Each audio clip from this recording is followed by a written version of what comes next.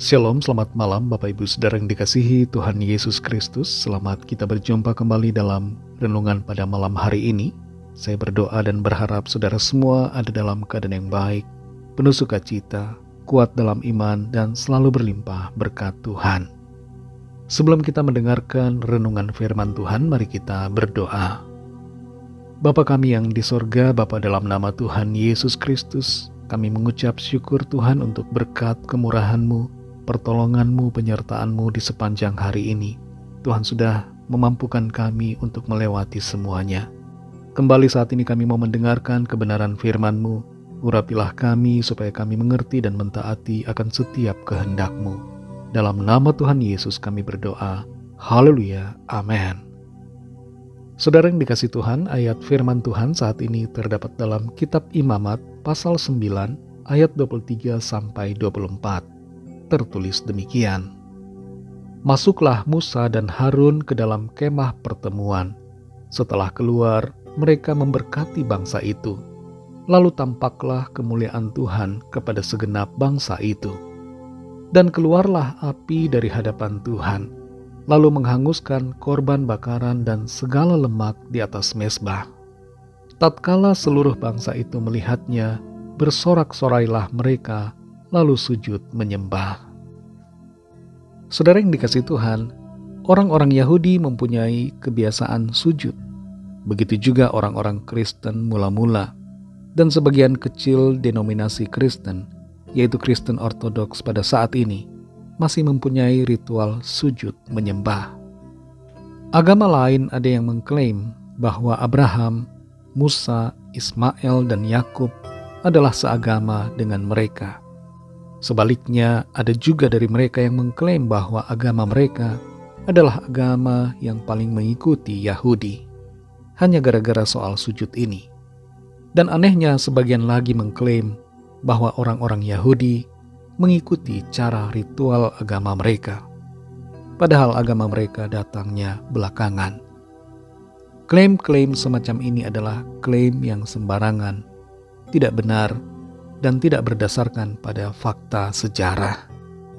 Perlu kita sadari bahwa sujud atau tidak sujud pada hakikatnya bukanlah yang terpenting, sebab yang terutama adalah soal hati kita yang sungguh-sungguh mengasihi Tuhan, yang benar-benar mentaati Tuhan dan mengimaninya dengan penuh. Dalam ibadah kita saat ini, umumnya tidak ada tradisi sujud, karena yang terutama adalah hati kita dan hidup kita yang menyenangkan Tuhan. Dalam Yesaya pasal 29 ayat 13, di situ tertulis firman Tuhan, "Oleh karena bangsa ini datang mendekat dengan mulutnya dan memuliakan aku dengan bibirnya, padahal hatinya menjauh daripadaku, dan ibadahnya kepadaku hanyalah perintah manusia yang dihafalkan." Tuhan menegur setiap orang yang beribadah, kelihatannya melakukan ritual yang baik, menyembah Tuhan, tapi yang hatinya menjauh dari Tuhan, yang ibadahnya hanyalah rutinitas belaka dan ritual yang dihafalkan. Tentu bukanlah tidak baik untuk beribadah, melakukan ritual, menghafal ayat firman Tuhan.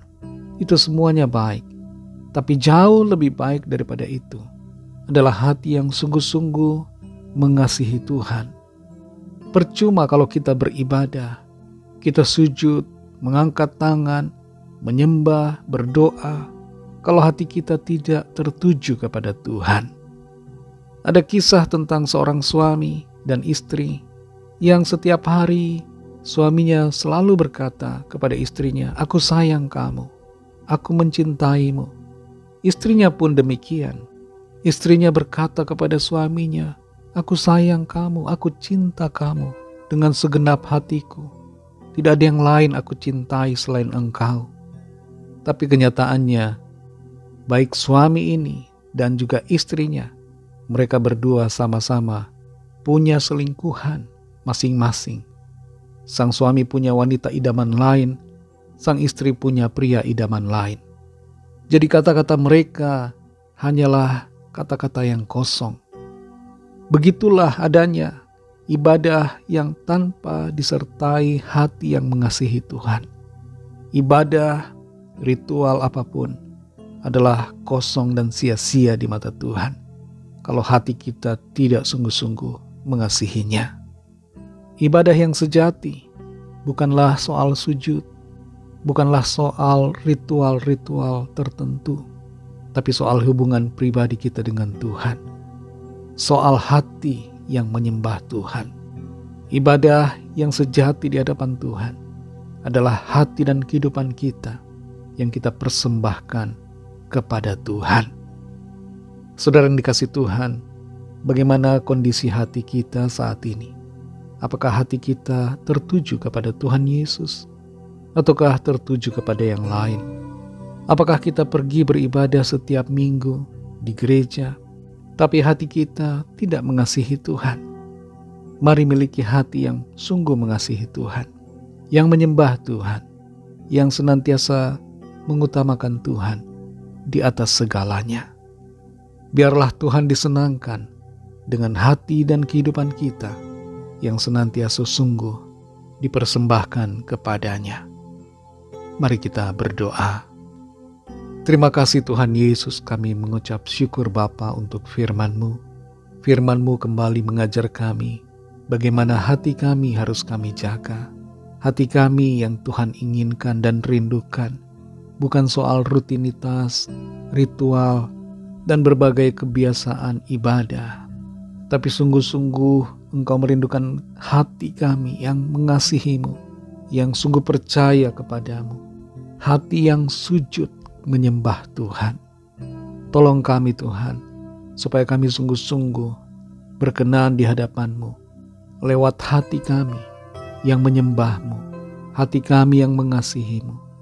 Jamah hati kami Tuhan, murnikan, sucikan dengan kuasa firman-Mu, agar hati kami bersih dan berkenan di hadapan Tuhan. Pimpin kami selalu Roh Kudus untuk berjalan di dalam kebenaran-Mu, menuruti akan kehendak-Mu ya Bapa. Terima kasih Tuhan. Berkatilah kami di sepanjang malam hari ini. Lindungi kami, sertai kami dengan kuat kuasa-Mu. Bangunkan kami kembali besok pagi dengan kekuatan baru untuk kami pakai memuliakan Tuhan dalam segala aktivitas kami. Berkatilah bangsa dan negara kami Indonesia dan juga semua bangsa di dunia ini. Curahkanlah Roh-Mu Tuhan agar setiap orang dari segala bangsa percaya kepadamu dan menerima anugerah keselamatan. Ampunilah kami Tuhan akan dosa kesalahan kami, seperti kami juga mengampuni orang yang bersalah kepada kami. Dan pimpin kami menjadi sempurna seperti kehendak-Mu. Dalam nama Tuhan Yesus Kristus, kami sudah berdoa dan mengucap syukur. Haleluya, terimalah berkat Tuhan. Tuhan memberkati engkau dan melindungi engkau. Tuhan menyinari engkau dengan wajah-Nya dan memberikan kasih karunia. Tuhan menghadapkan wajah-Nya kepadamu dan memberikan damai sejahtera. Berkat dan anugerah Allah Bapa, kasih karunia dari Tuhan Yesus Kristus, dalam persekutuan dengan Roh Kudus, menyertai kita semua, sekarang ini dan sampai Maranatha Tuhan Yesus datang kembali, dan bahkan sampai selama-lamanya.